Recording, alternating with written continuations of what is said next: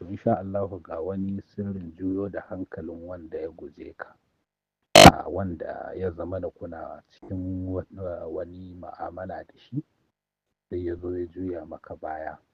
Wannan mutum za ta iya yiwuwa a'a ubangidanka ne ko yaron gidanka ne ko kuma a'a budurwa ce ta juya wa saurayinta baya ko kuma saurayi ne ya juya wa budurwarsa baya. To mace za ta iya, namiji zai iya, haka ko mata ce da kai ta yi yaji ta tafi ta bar gidan ta tafi ta bar gida.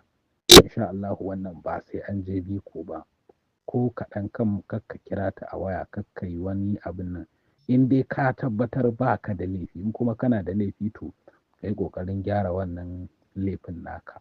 Amma dai insha Allahu in dai an yi wannan aikin ko akan waye wannan insha Allahu sai hankalinsa ya dawo gare ka, ko da ya guje ka da ƙafarsa zai dawo kuma da kanshi zai zo zai nemi sulhu insha Allah.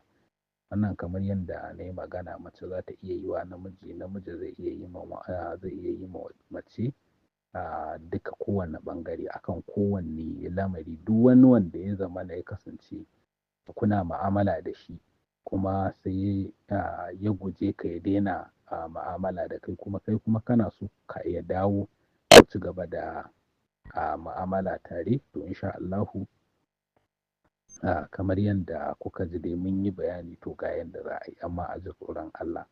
Wannan sirri insha Allahu in dai an yi shi kamar yadda muka yi bayani to kawai ka zira wa sarautar Allah ido ka ga ikon Allah insha Allahu. Wannan hatimi da kuke gani za ka rubuta shi, ka yi bismillah sannan ka rubuta wannan wannan takarda ƙafa 41, ƙafa 41 ake rubutawa. A cikin kowane mimin za ka rubuta sunan shi, a cikin kowane mimin za ka rubuta sunan shi. Idan aka rubuta ƙafa 41 to insha Allah sai a samu ruwa mai kyau.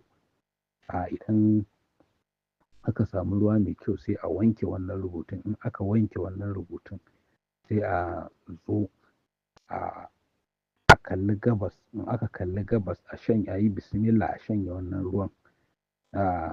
Bayan an shanye, kafin a sha, in aka kalli gabas za a kira sunan wanda ake so, ko mace ko namiji ko ma waye, a ambaci sunan shi sau uku. A ambaci sunan shi sau uku sannan a shanye wannan ruwan. Haka za ka yi gobe, haka za ka yi jibi. In so samu dai daga kwana 1 zuwa kwana 3 ko kuma zuwa kwana 7, abin da ya sama. In kuma duk wani adadi da aka ɗauka to a sa wutiri a kai insha Allahu. Wannan in Allah yadda in dai an yi shi to za a cimma abin da ake so, alfarma annabi da alƙur'ani. Don neman ƙarin bayani za a iya neman mu a 090 33 39 19 34 ko kuma wannan lambar waya da take sama insha Allah.